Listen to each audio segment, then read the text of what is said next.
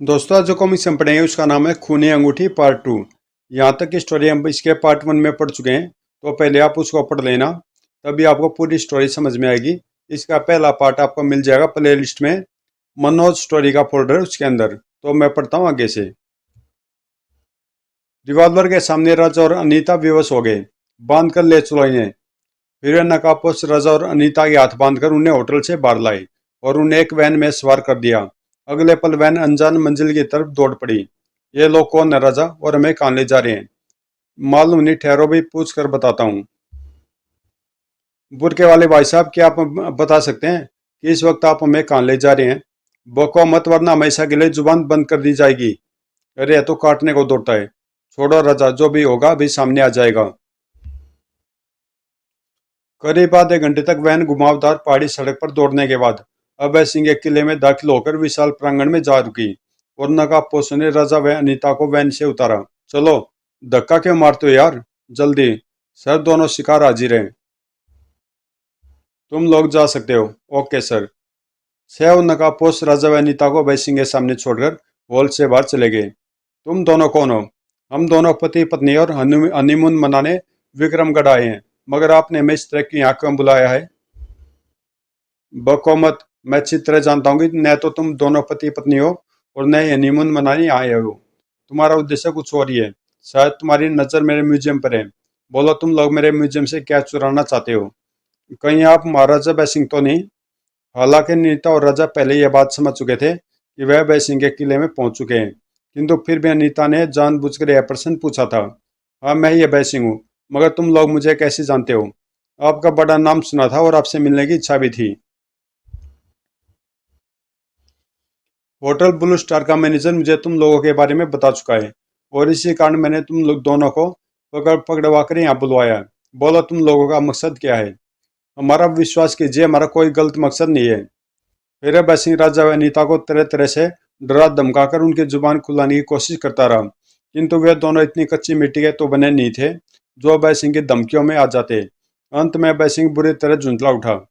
हालांकि किसी भी दुश्मन को जिंदा रखना मेरे उसूल के खिलाफ बात है, लेकिन फिर भी मैं तुम दोनों को उस वक्त तक जिंदा रखूंगा जब तक कि तुम जुबान नहीं खोल देते।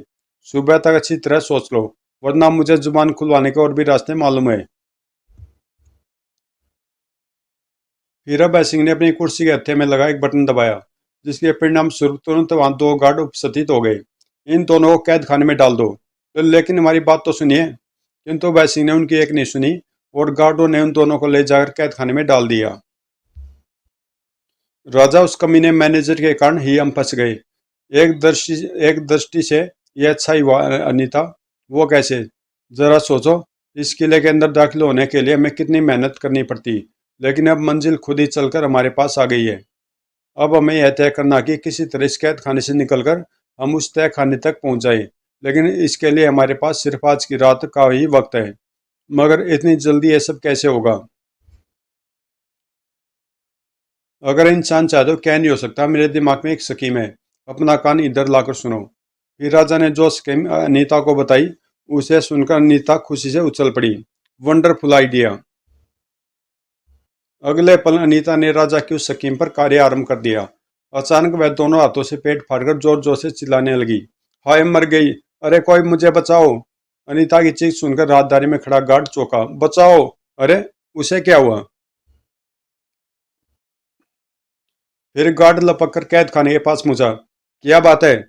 मेरे पेट में बहुत जोर का दर्द है, प्लीज मेरी मदद करो। ठहरो, मैं भी तुम्हारे लिए कुछ करता हूँ। दरवाजा खोलकर गार्ड जैसे अंदर दाखिल हुआ, साइड में दीवार से चिपका खड़ा राजा बाज की तरह उस पर झपट पड़ा। भड़क! ओह! फिर राजा ने फुर्ती से गार्ड की गिरी हुई गन उठाई और उसे गार्ड के सीने पर तान दिया। हिलना मत, वरना इस गन की सारी गोलियां तुम्हारे सीने में उतार दूंगा। तुम यह ठीक नहीं कर रहे हो। बको मत, अगर जान पैरी हो तो हम जो पूछे उसका जवाब दो। तुम्हारे महाराजा बैसिंग का म्यूजियम कहाँ है? मुझे नहीं मालूम। भड़क! ओए! थोड़ी देर टॉर्चर करने के बाद अंत में गार्ड टूट गया। तो बताता हूँ, मुझे मत मारो। बको! फिर गार्ड उनके मतलब की सारी जानकारी उगलता चला गया। मतलब की जानकारी हासिल करने के बाद राजा ने गार्ड को बेहोश कर दिया और अनीता की तरफ पलटा। आओ चले, चलो। राजा और अनीता उस कैद खाने से निकलकर सावधानी पूर्वक राहदारी में बढ़े। रास्ते में उनसे कई गार्ड टकराए, जिन्हें राजा और अनीता ने चुपचाप बेहोश कर दिया। 10 मिनट बाद वह उस जगह थे जहाँ म्यूजियम वाला तहखाना था। राजा तथा अनीता के बीच आंखों ही आंखों में कुछ इशारा हुआ। फिर वे बाज की तरह उन गार्डों पर झपट पड़े। उनकी फुर्ती के सामने दोनों गार्डों को संभलने का भी अवसर नहीं मिला। भड़ौक भड़ौक। उन गार्डों को बेहोश होने में अधिक देर नहीं लगी। अब रास्ता साफ था। राजा ने दरवाजे की बगल में लगा एक बटन दबाया, दरवाजा खुल गया। वह दरवाजा एक लिफ्ट का था। अनीता व राजा उस लिफ्ट में सवार हुए। लिफ्ट ने उन्हें निर्विघ्न तय खाने में पहुंचा दिया, जहाँ पुरानी और दुर्लभ वस्तुओं का भंडार मौजूद था। सामने ही वो विशाल सेफ थी, जिसमें वह कीमती अंगूठी रखी हुई थी। यही वो सेफ है जिसे तुम्हें खोलना है। चल बेटा राजा, आज तेरे फन की परीक्षा है। अगले पल राजा उस सेब पर अपनी उंगलियों का चमत्कार दिखाने लगा। अनीता का दिल बुरी तरह धड़क रहा था। पता नहीं राजा से यह सेब खुलेगी भी अथवा नहीं। हे ईश्वर, राजा की मदद करना। 10 मिनट बाद सहसा राजा उछल पड़ा। खुल गई। ओह वेरी गुड राजा, थैंक गॉड। सेब में बेशकीमती सामान भरा पड़ा था। उसमें से राजा को वह अंगूठी तलाश करने में ज्यादा देर नहीं लगी। यही है वह अंगूठी। बस मिस्टर राजा, यह अंगूठी मेरे वाले कर दो और खुद मरने के लिए तैयार हो जाओ। राजा बुरी तरह चौंक कर अनीता की तरफ पलटा। यह तुम क्या कह रही हो? कहीं तुम्हारा दिमाग तो खराब नहीं हो गया है? मेरा दिमाग तो ठीक है राजा, मगर मैं अपने बॉस के आदेश का पालन कर रही हूँ। बिरगेंजा का हुक्म था कि अंगूठी हाथ आते मैं तुम्हें शूट कर दूं।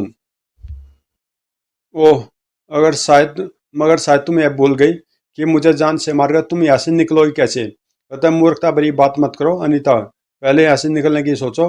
इस बात का फैसला तुम बाद में भी कर लेंगे। अनीता सोच में पड़ गई। राजा ठीक कह रहा था।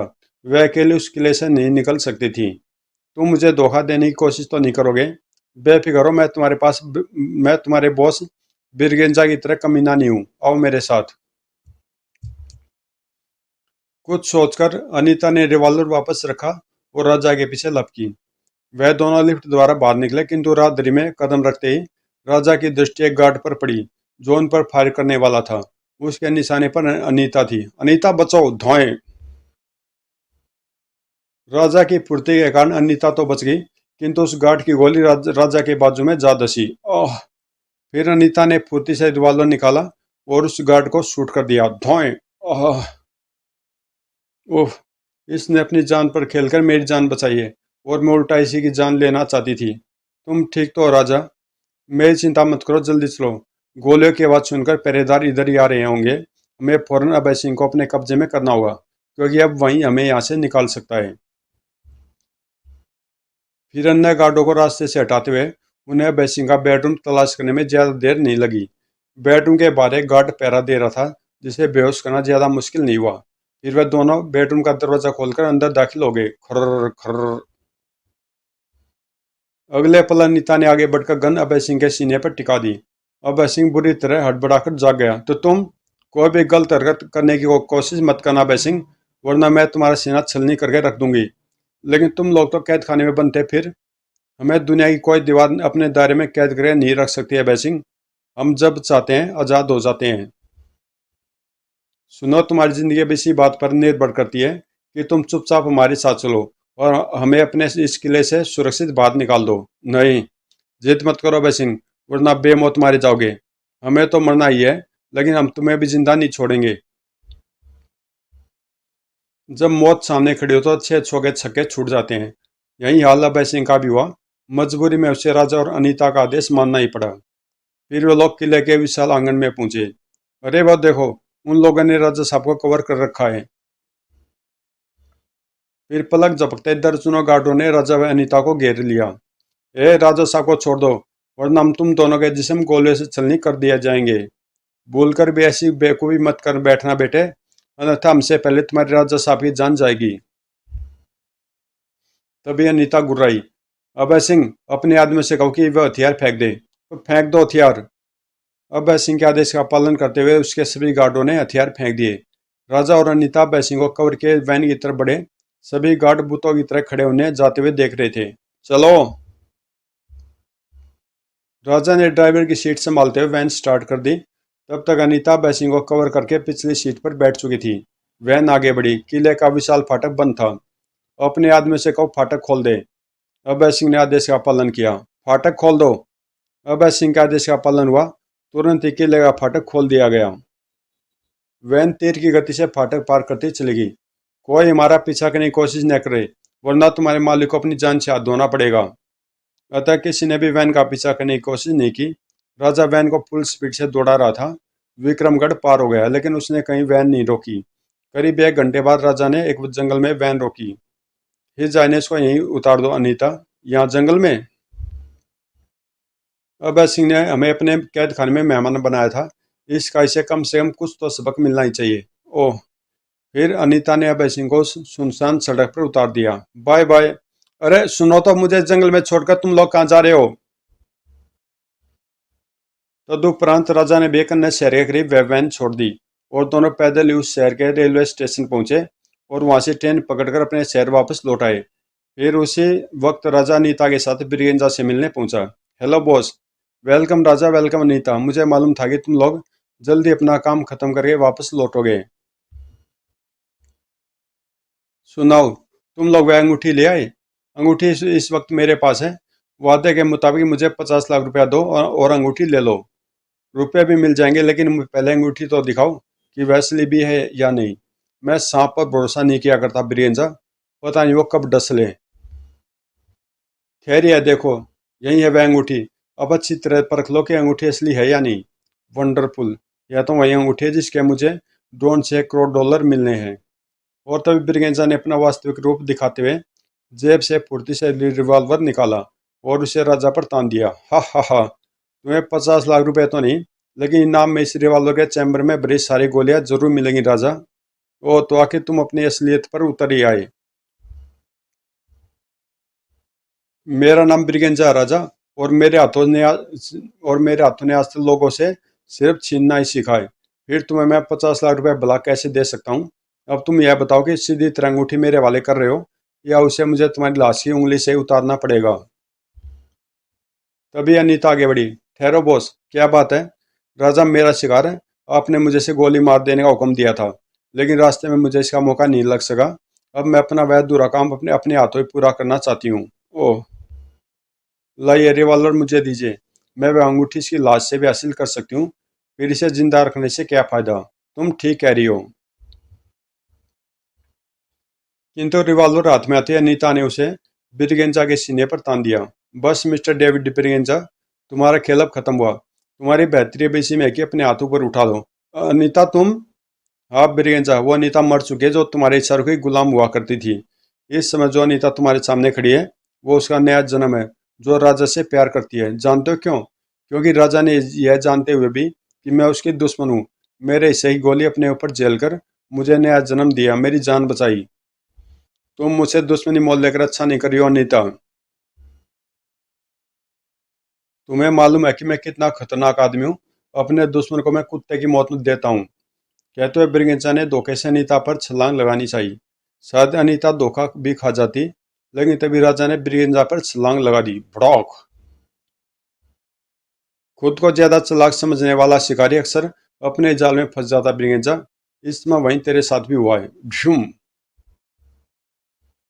दूसरी तरफ अनीता ने लपक कर फोन का रिसीवर उठा लिया और किसी का नंबर डायल करने लगी। फिर संबंध मिलते ही बोली, हेलो पुलिस स्टेशन। अगर आप एक अंतर्राष्ट्रीय अपराधी को गिरफ्तार करना चाहते हैं तो मेरे बताए पते पर फौरन पहुंचिए। लेकिन आप कौन बोल रही हैं? प्लीज, प्लीज सवाल में वक्त बर्बाद मत कीजिए। आपके हर सवाल का जवाब आपको यहीं यहीं पूछ कर मिल जाएगा। फिर जब अनीता ने पुलिस को सूचना देकर रिसीवर रखा, तो राजा ब्रिगेंजा को बेहोश कर चुका था। मैंने पुलिस को खबर कर दिया राजा। मुझे मालूम है अनीता कि अब मुझे क्या करना है। कुछ देर बाद इंस्पेक्टर त्यागी पुलिस दल के साथ वहां पहुंच गया। यह अंतर्राष्ट्रीय मुजरिम डेविड ब्रिगेंजा है, इंस्पेक्टर साहब, जिसकी तलाश इंटरपोल पुलिस को भी है। और मैं आपका मुजरिम राजा हूँ, जिसने आपके पुलिस डिपार्टमेंट को बहुत परेशान किया है। मैं चाहता तो आज भी यहाँ से भाग सकता था, लेकिन मैंने जानबूझकर ऐसा नहीं किया, क्योंकि मैं कानून द्वारा दी गई सजा भुगत कर शराफत की जिंदगी बिताना चाहता हूँ। मुझे तुमसे पूरी हमदर्दी है राजा, और मैं अदालत में से सिफारिश करूंगा कि वह तुम्हें कम से कम सजा दें। साथ ही राजा ने वह अंगूठी भी त्यागी के हवाले कर दी। अच्छा अनीता, विदा। जाओ राजा, लेकिन एक बात याद रखना, तुम जब भी जेल से छूटोगे मैं तुम्हारा इंतजार करती मिलूंगी। अदालत ने राजा को उसके जुर्मों के बदले में सिर्फ 2 साल की सजा दी। वह सजा काटकर जब राजा जेल से बाहर निकला तो अब बिल्कुल बदल चुका था, और जेल के बाहर वास्तव में अनीता उसका इंतजार कर रही थी। ओह तुम, मैंने तुमसे वादा किया था ना कि मैं तुम्हारा इंतजार करूंगी, और आज तक मैंने वही किया है। राजा ने अनीता से शादी कर ली और वे दोनों सुखपूर्वक रहने लगे। आज राजा एक होटल चलाता है और ईमानदारी की रोटी कमाता है। बस यह भूल चुका कि वह कभी एक नामी चोर भी था। हेलो राजा, कैसे हो? बस आपकी दुआ इंस्पेक्टर साहब, आइए तशरीफ लाइए, राजा के होटल में आपका स्वागत है। समाप्त। तो दोस्तों, ये कॉमिक्स यहीं पे समाप्त होती है। अच्छी स्टोरी और बढ़िया कॉमिक्स थी, और मिलते हैं किसी अगली कॉमिक्स में।